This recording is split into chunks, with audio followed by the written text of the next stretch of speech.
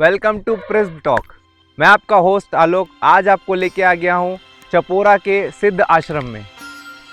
आज की जो हमारी मुख्य अतिथि हैं साध्वी पद्मिनी पुरी जी। साध्वी श्री पंचदश नाम जूना अखाड़ा से दीक्षित सन्यासी हैं और छत्तीसगढ़ मंडल की संगठन मंत्री के रूप में एक महत्वपूर्ण दायित्व निभा रही हैं। वह छत्तीसगढ़ की एकमात्र साध्वी हैं जो महायज्ञों को संपन्न कर सनातन संस्कृति की परंपराओं को सशक्त कर रही हैं। सनातन धर्म की रक्षा, जागरण और सेवा के लिए उनका जीवन पूर्णतः समर्पित है। तो आइए आज उनके अनुभव, उनके विचारों और मार्गदर्शन को सुनने का सौभाग्य प्राप्त करें। माता जी, जी, नमो नारायण। नमो। आप, मेरा सबसे पहला सवाल आपसे रहेगा कि आप अपने बारे में कुछ बताइए। आप कहाँ से हैं और कब से आप हुँ। संन्यास लिए हैं? जी, फर्स्ट मेरा थिंग। जन्म स्थान छत्तीसगढ़ रायगढ़ ज़िला पड़ता है। तो शहर खरसिया है, वहाँ से 5 किलोमीटर दूर एक छोटा-सा गाँव है डूमर भाठा करके, वो मेरा जन्म स्थान है। और मेरा जन्म छतरी राठौर के घर में हुआ था, तो वहाँ मेरा अपना जन्म स्थान है। और कर्मभूमि कहिए तो अब यहाँ है और मुरादाबाद भी रही हूँ, इंदौर भी रहा है मैंने। अभी फ़िलहाल मेरे यहाँ बिलासपुर में आप कब से हैं? बिलासपुर में मैं सन 2017 से ही अपने यही सिद्धाश्रम भृगु ऋषि तपोस्थली पे सेवा दे रही हूँ। जी। और यहाँ से भी आना-जाना रहता है, अपना हरिद्वार है, प्रयागराज है, उज्जैन, सब जगह यहाँ से। जी। जी। और मेरा संन्यास जो है वो सन 2006 का गुरु मतलब दीक्षा है। पंचगुरु संस्कार सन 2006 में हुआ था। और संन्यास मेरा उज्जैन में सन 2016 में हुआ। जी। तो वहाँ 10 लाख नागाओं के बीच में मेरा संन्यास संस्कार हुआ है। तो उसके बाद मैं अपने रायगढ़ वाले जंगल में ही रह रही थी। फिर उसके बाद गुरु आज्ञा से मुरादाबाद रही, फिर इंदौर भी रहा, फिर गुरु की आज्ञा से मैं इस आश्रम में हूँ। तो जैसे आप जब संन्यास का आपने ये प्रण लिया होगा या फिर जो भी आपको इसकी प्रेरणा का स्रोत आप मेरे को बताइएगा कि कैसे आपको इसकी प्रेरणा मिली? कैसे आपको लगा कि संन्यास में जाना जी। चाहिए?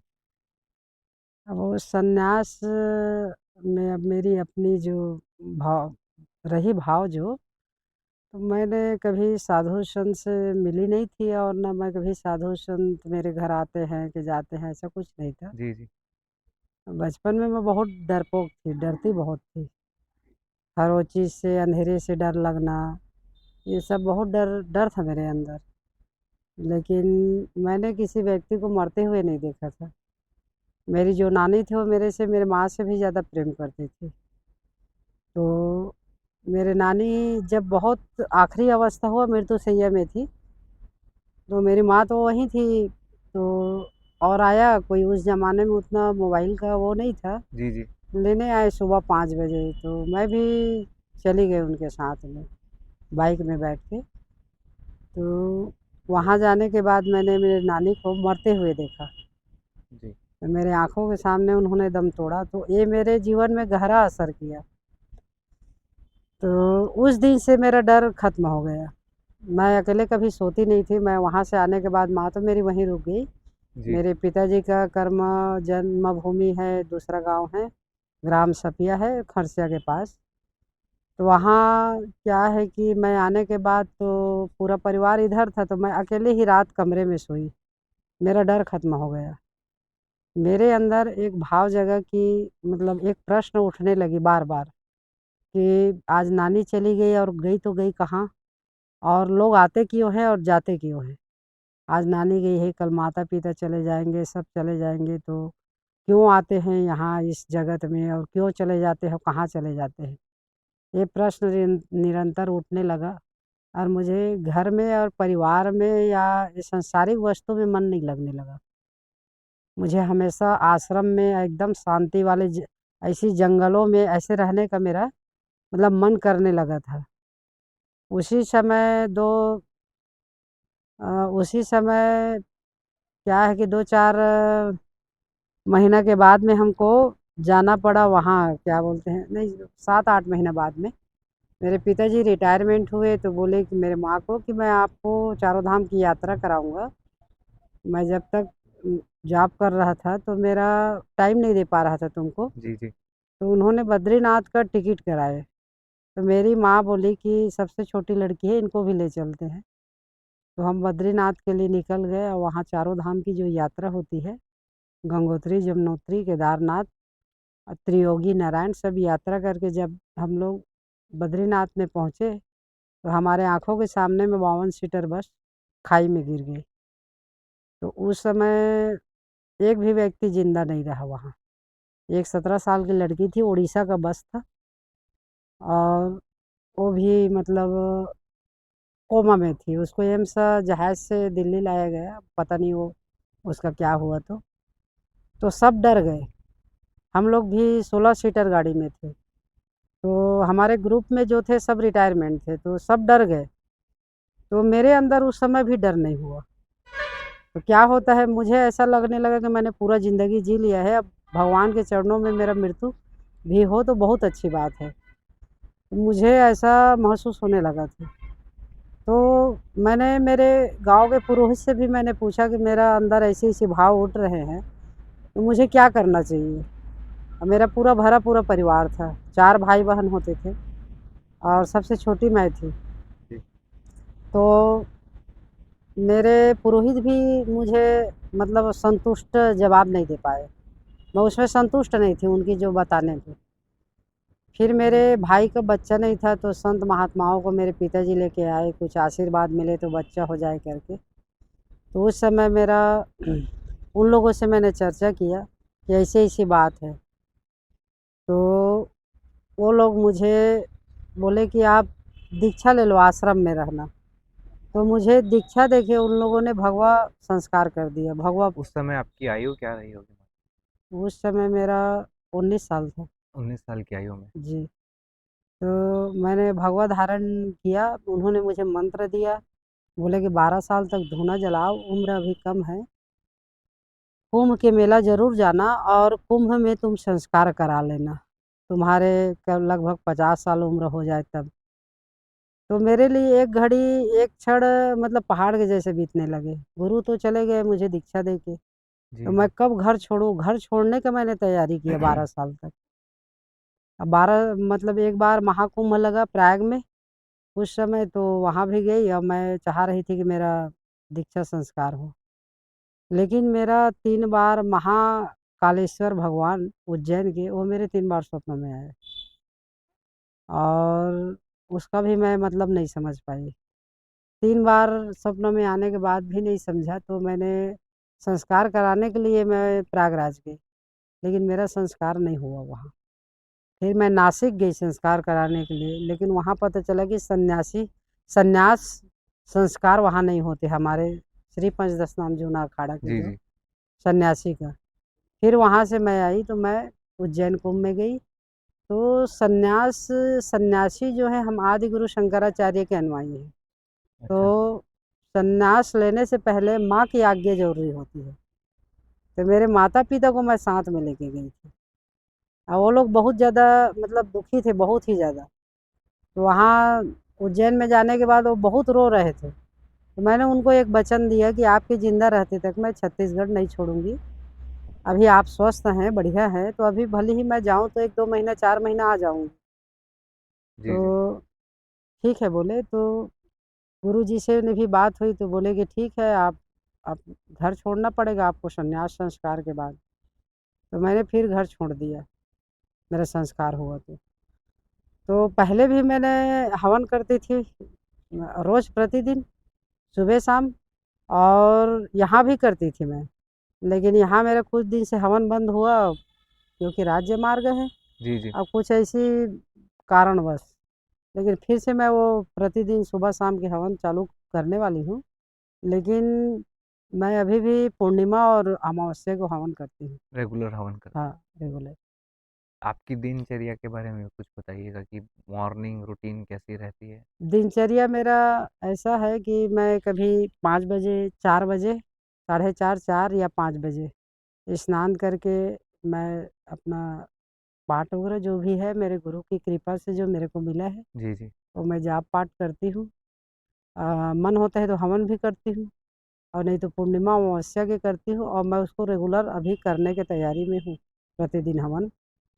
तो वो रहता है, कुछ हल्का-फुल्का योगाभ्यास होता है और बाकी 3 घंटा लगते हैं मेरे को, 3 साढ़े 3 घंटा मॉर्निंग पाठ। में 3 घंटे का हाँ, पूरा जाप पाठ एक के लिए। रूटीन आपका अलग ही है। जी। तो इसमें अब जैसे संन्यास लेने के बाद सनातन को पूरा समय आपको पूरा जितना भी आपका जीवन है, आप सनातन के लिए सनातन के प्रति है जो है, जी। आप सनातन के बारे में कुछ बताएँगे? हाँ, सनातन अब मेरा तन, मन, धन सब अर्पण है सनातन में। जिस दिन मैंने भगवा धारण किया उसी दिन थोड़ा मेरा विचार क्रांतिकारी विचार रहा है शुरू से। मैंने लोगों का सहयोग की भाव रखा और लोगों को मदद की भाव रखा। तो मैंने श्रीमद् भगवत गीता, मेरा शुरू से वो रहा है, तो मैं उसी का पाठ करती आज अब भी करती हूँ। तो उसमें मतलब पूरा संसार के ज्ञान श्रीमद् भगवत गीता में मिल जाएगा, जी, क्योंकि जी, हमारे बिल्कुल।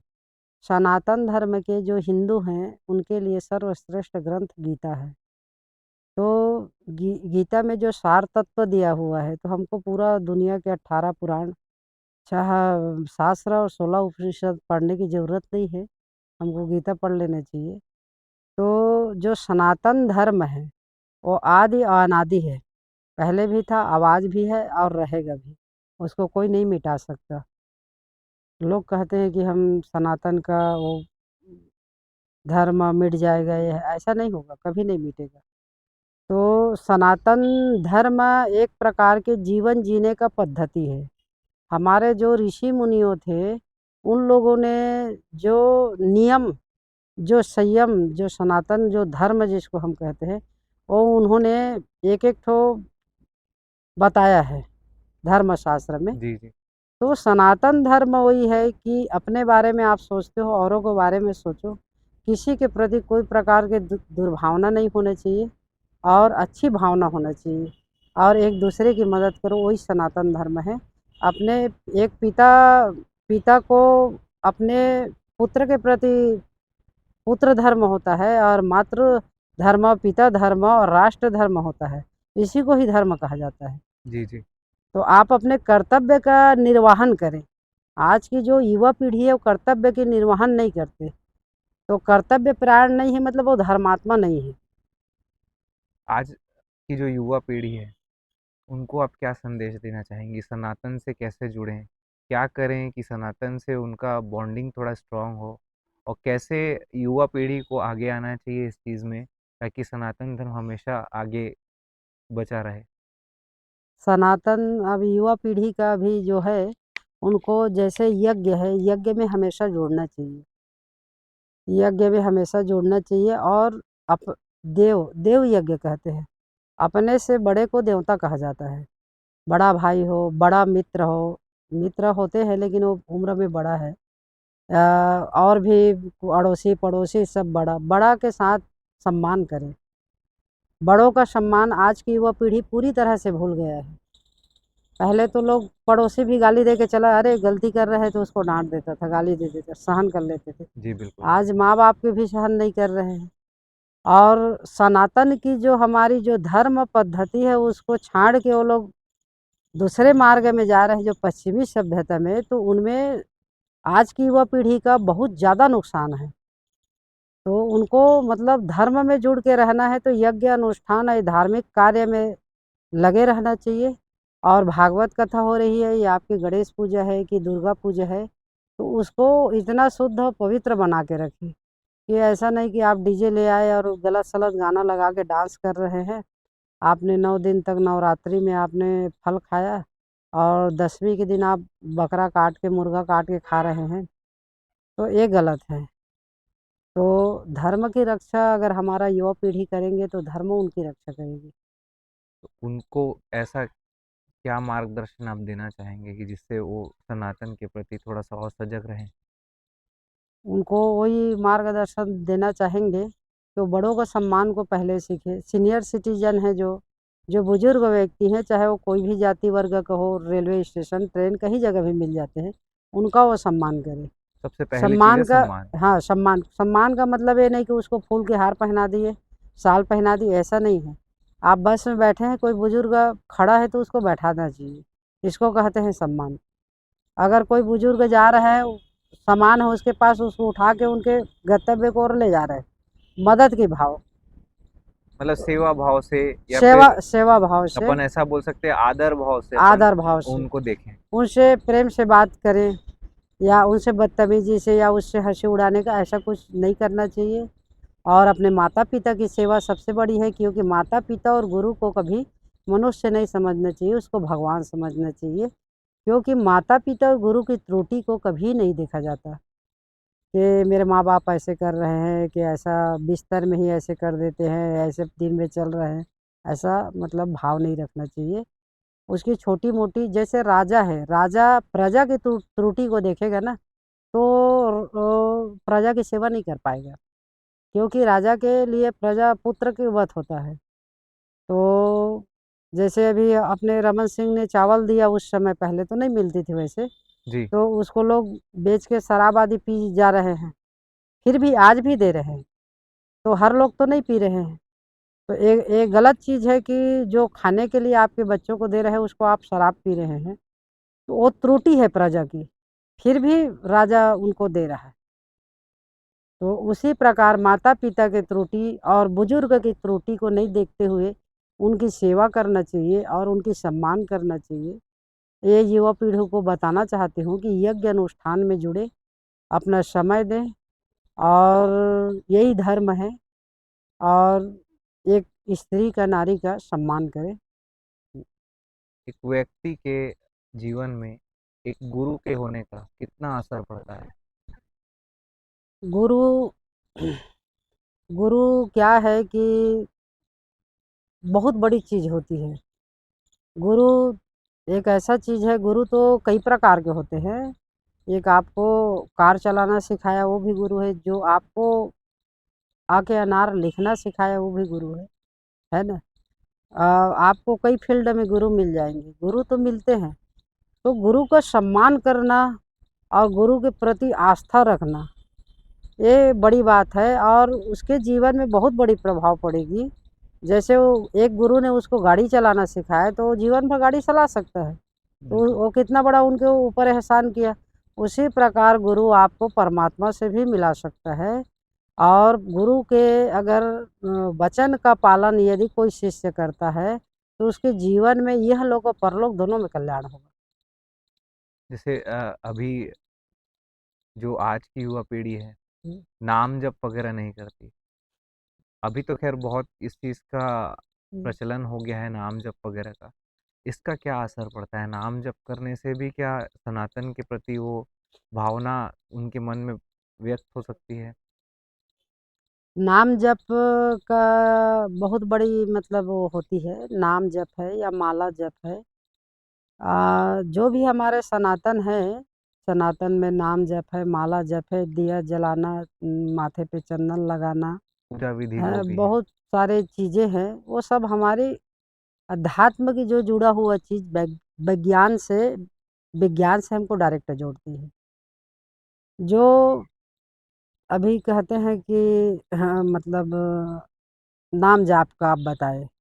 नाम जाप यदि व्यक्ति पद्मासन में, सिद्धासन में, आसन में यदि आसन और आसन लेके बैठता है, तो उसका बहुत बड़ा प्रभाव पड़ता है जीवन में, क्योंकि हमारे जो सहस्र चक्र होती है यहाँ, जी। वो डायरेक्ट कनेक्ट परमात्मा से होती है।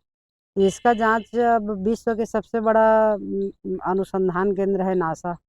नासा ने भी जाँच किया नाम जप और ये आपके मंत्र जप मंत्र का। का। तो वो एक तरंग निकलती है यहाँ से, वो जोड़ती है हमको ब्रह्मांड से। तो ये सब फ़ायदा होती है हमको। पॉज़िटिव हाँ, इसके पॉज़िटिव फ़ायदा है। प्रभाव हैं। हाँ, प्रभाव। अभी जो यज्ञ अनुष्ठान होने वाले हैं या यज्ञ अनुष्ठान होते हैं, जो जन कल्याण में होते हैं, हम्म, उसके बारे में आप कुछ बताइए। जी। यज्ञ बहुत बड़ी चीज होती है और यज्ञ बहुत ही अच्छा है। ये सतयुग त्रेता द्वापर ये सब में यज्ञ होते थे और ये सतयुग में हर घर में होती थी यज्ञ। यज्ञ बृहद रूप से यदि किया जाए तो पूरा समाज को इकट्ठा करके यज्ञ होता है। आप अकेले बैठ के रोज प्रतिदिन अपने परिवार में करते हैं वो भी यज्ञ होता है, प्रतिदिन आप कर सकते हैं। यज्ञ 7 मिनट में पूरा कर सकते हैं रोज प्रतिदिन करते हैं तो यज्ञ करने का फायदा ये है कि यज्ञ से टीबी के जो रोग होते हैं वो नष्ट होते हैं। यज्ञ के जो अ, जड़ी बूटी जितने भी पड़ता है जड़ी बूटी जैसे नागर मोथ वगैरह है आपके, जी, जी। महाजाल है, इंद्रजाल है, भूत जाल है, हनुमान दाना है, प्रेत दाना है, ये सब उसमें डलता है। ये बहुत बड़ा औषधि है। तो भगवान को औषधि हम लोग खिलाते हैं तो अध्यात्म में भी यदि जाते हैं यज्ञ में तो भगवान को अपने हाथों से खिलाते हैं। तो हम अंगूठा और ये मध्यमा और अनामिका उंगली 3 उंगली से भगवान को, तो जैसे एक छोटे शिशु को भोजन कराया जाता है बहुत प्रेम से ऐसे, जी, उसी प्रकार भगवान को खिलाते हैं। और हमारे जितने भी देवी देवता हैं जी। वो सब अग्निमुखी हैं, तो अग्नि में दिया हुआ को प्राप्त करते हैं। तो ये अपनी अध्यात्म तो हमको क्या है कि ये संसार आदान प्रदान है। बेटा बाप को देगा तो बाप भी बेटा को कुछ देगा। जी, आदान प्रदान है, एक दूसरे के पूरक है। उसी प्रकार मनुष्य यज्ञ करता है तो समय पे बारिश होती है, समय पे धूप पड़ती है। मतलब प्रकृति है जो बहुत बराबर उस समानता से चलता है। अब यदि यज्ञ बंद हो गया तो ज्वालामुखी भी फटेगा, सुनामी भी आएगी, बाढ़ भी आएगी आपके नदी में, वर्षा के समय बारिश नहीं होगा, अकाल पड़ने लगेंगे।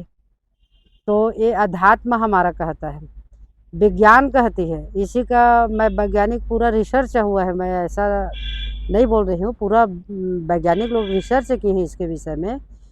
तो जो हम आम की लकड़ी से यदि 1 चम्मच शुद्ध घी डाल के हवन करते जी, हैं जी। तो कम से कम 2.5 टन ऑक्सीजन पैदा होगा।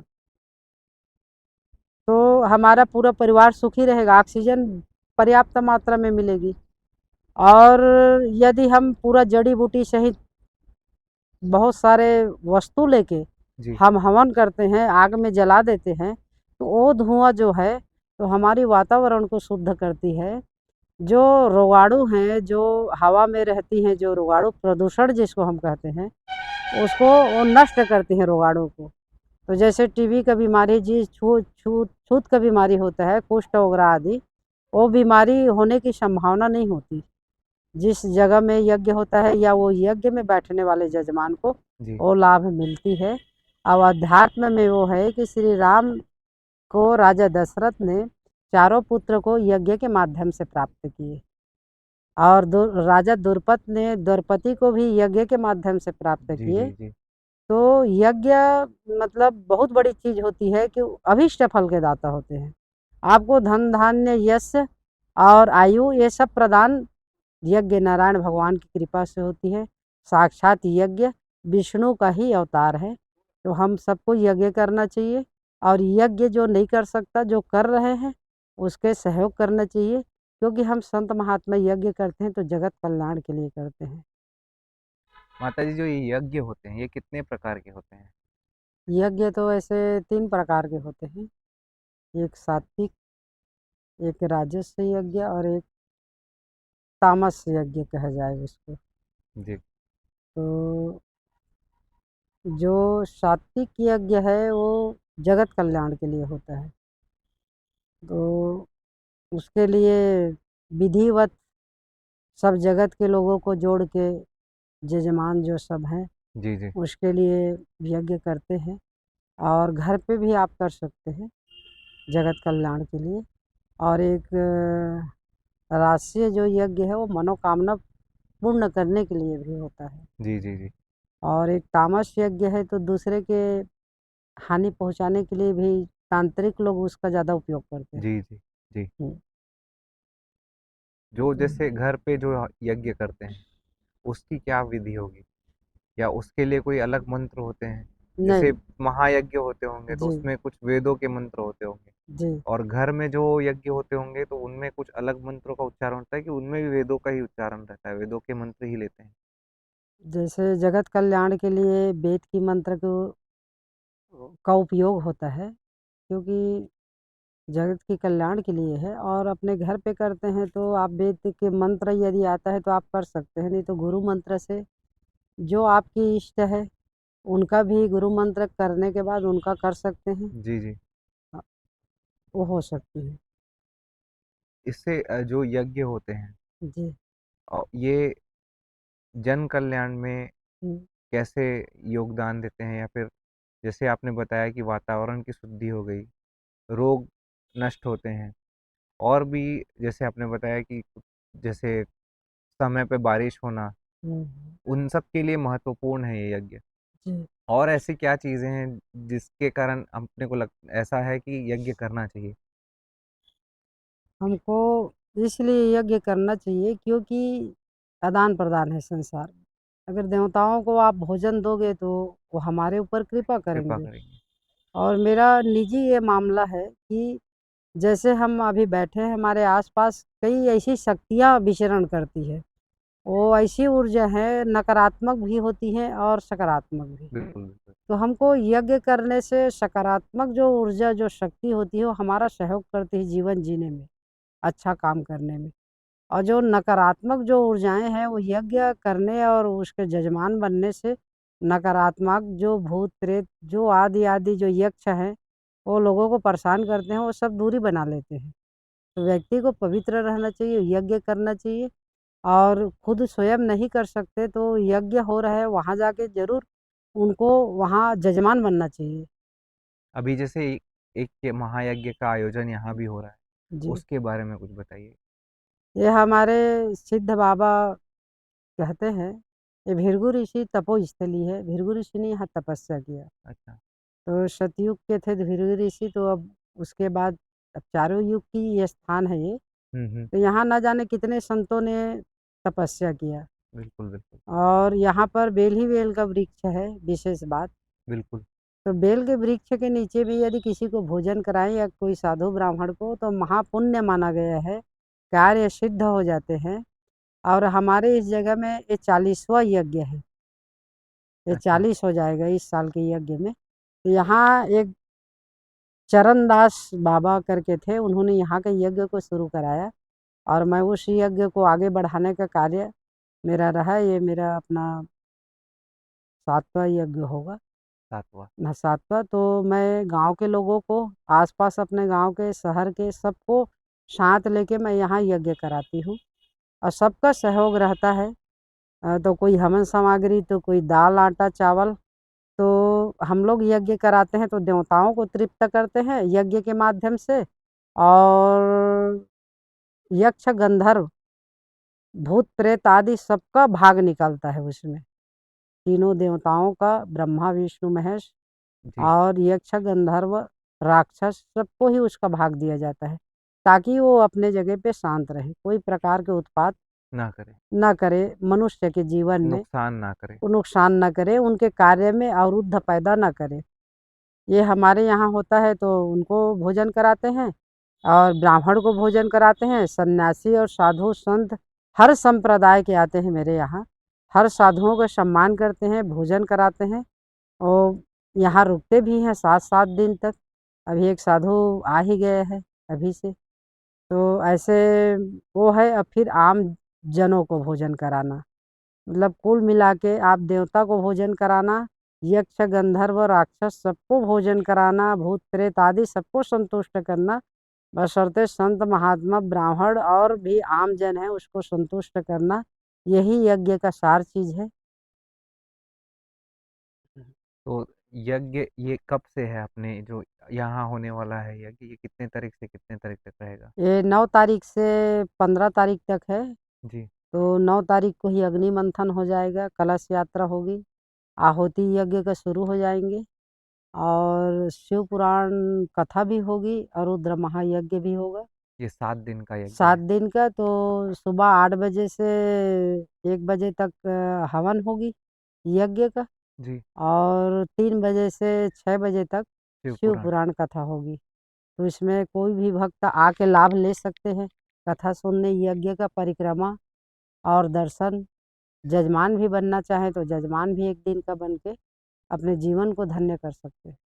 इसमें जुड़ने के लिए उनको यहाँ आके बात करनी पड़ेगी या कोई कॉन्टैक्ट नंबर है जिससे वो जुड़ना चाहे? मान लो कोई हमारे जो व्यूअर्स हैं, उनमें जी, से कोई अगर चाहें जजमान बनना है उनको या फिर जी, जी। आना है, तो वो कैसे जुड़ सकते हैं? वो आ सकते हैं स्नान ध्यान करके, यहाँ आएँगे तो हम धोती लेके आएँगे। जी, हम कोई भी जजमान को धोती कुर्ता में ही बैठाते हैं, बिल्कुल, बिल्कुल। और जो माताएँ होती हैं बढ़िया 16 श्रृंगार में रहें, और बाकी पैंट वैंट वाले को अलाउ नहीं करते। वो किसी भी दिन आके 7 दिन के अंदर में वो यहाँ जजमान 1 दिन का बन सकते हैं। अच्छा, पहले से बताना अगर पड़ेगा कि नहीं, वो जिस दिन आते हैं उस समय में आ जाएँ 8 बजे, सुबह 8-9 बजे, जी, जी। तो वो जजमान बन सकते हैं।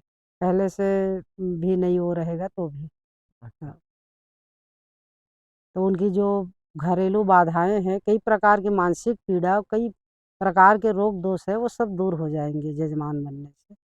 बिल्कुल। हाँ, तो मैं हमारे व्यूअर्स को बताना चाहूँगा, अगर आप में से कोई भी अगर यहाँ आना चाहे, ये चपोरा ग्राम है, यहाँ का सिद्ध आश्रम है, ऑन रोड है ये। आप कभी भी इधर से आएँगे, आपको दिख जाएगा, ऑन रोड है, मैं आपको लोकेशन डाल दूँगा।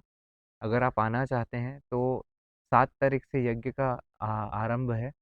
आप 7 तारीख से 7 दिन के लिए यज्ञ चालू होगा, तो उसमें आके अपना योगदान जो भी देना चाहें, वो दे सकते हैं। यहाँ पर आप चाहते हैं जजमान बनना चाहते हैं यज्ञ में, तो 1 दिन का यजमान आप बन सकते हैं। जो आहुति डलती है, उसमें जो स्वाहा बोला जाता है, उसका क्या अर्थ रहता है? आहुति डलती है तो भगवान को बहुत प्रेम से खिलाया जाता है। जी, तो जब तक आपको कोई भोजन करा रहा है तो आपको बुलाएगा नहीं कि बालक लल्ला ये भोजन प्रसाद पा लो, तो आप जानेंगे नहीं। उसी प्रकार स्वाहा कहने से उसको प्राप्त करते हैं। तो अच्छा, हमको अंगूठा और मध्यमा और अनामिका 3 उँगली से भगवान को हम भोजन कराते हैं। हमारे अंदर वो भाव होना चाहिए कि हम बहुत प्रेम से भोजन कराएँ। वो आवाहन है एक प्रकार से अपन बोल आवाहन है सकते कि हैं आप कि इसको पाइए। पाइए। हाँ, और कहना बहुत ज़रूरी रहता है स्वाहा।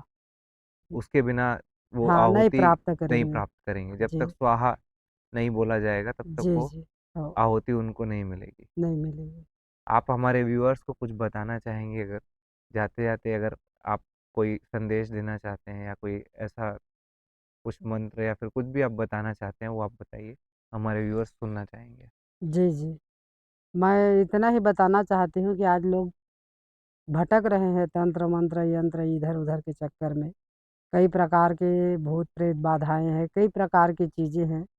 तो लोग उसका गलत फ़ायदा उठाते हैं, उस तांत्रिक के पास जा रहे हैं। तो ये सब नहीं करके आप यज्ञ के शरण लें, और ज़्यादा जानकारी के लिए हमसे संपर्क भी करें। हम उसके हर प्रकार की जो ग्रह बाधा है, वास्तु दोष है, कोई प्रकार के अगर परेशानी उनको है, उसको दूर करने का पूर्णतः हम उसको ज्ञान देंगे और प्रयास करेंगे।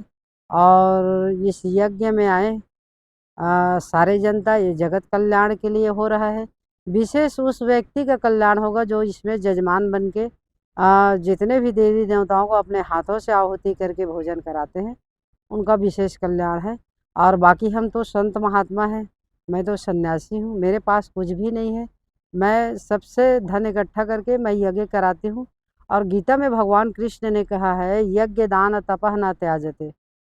अर्जुन को बताते हैं भगवान कृष्ण, यज्ञ और दान और तपस्या ये किसी भी स्थिति में किसी भी व्यक्ति को त्याग नहीं करना चाहिए, क्योंकि इसको करते रहना चाहिए। तो मैं तो करते रहती हूँ। मेरा आश्रम आकाश वित्ती है, कोई ज़मीन जायदाद नहीं है। फिर भी मैं दान करती हूँ। जिसके पास कपड़ा नहीं है, आ जाते हैं, राज्य मार्ग है, उसको कपड़ा भी देते हैं। कंबल नहीं है, उसको कंबल भी देते हैं, भोजन भी देते हैं। और यज्ञ भी मैं करती हूँ, और तपस्या तो बहुत कठिन है। हम तो आज तक जंगल मार्ग में ही रहा। जी बिल्कुल। अब जो भी गुरु की कृपा से हमने जो किया है, ये सब चीज़ इसमें बताने का नहीं है। अपनी तपस्या को बताया हाँ। नहीं जाता, जी जो जी। भी है उसको। लेकिन ये सबको करना चाहिए। मैं इतना ही बताना चाहती हूँ। सर्व मंगल मांगल्ये शिवे सर्वार्थ साधिके शरण्ये त्र्यंबके गौरी नारायणी नमोस्तुते। माँ के शरण में सब सुखी रहें और सब समृद्ध रहें, यही मेरा आशीर्वाद है। ओम नमो नारायण। तो ये था आज का हमारा प्रेस टॉक का एपिसोड। कैसा लगा आपको आप लोग बताइएगा। लाइक शेयर सब्सक्राइब ज़रूर कीजिएगा, शेयर भी कीजिएगा। और अगर किसी भी हमारे व्यूअर्स को इस यज्ञ में शामिल होना है तो मैं आपको बता दूं, रतनपुर से आगे ये चपोरा ग्राम है। यहाँ ऑन रोड ये आश्रम है। आप लोग आ सकते हैं। 9 तारीख से ये यज्ञ है। 8 बजे से आप लोग आ सकते हैं। 8 बजे आप लोग यहाँ आके अगर जजमान बनना चाहते हैं यज्ञ में तो बिल्कुल आप कांटेक्ट कर सकते हैं। कोई भी व्यूअर्स हो जिनको और अन्य सहायता आपको लग रहा है, आप सहयोग करना चाहते हैं इस यज्ञ में, तो हम नीचे डिस्क्रिप्शन में यहाँ का नंबर दे देते हैं। आप इनसे कांटेक्ट कर लीजिए। जैसी सहायता जो आपको लगे वो आप आके कर सकते हैं। Thank you.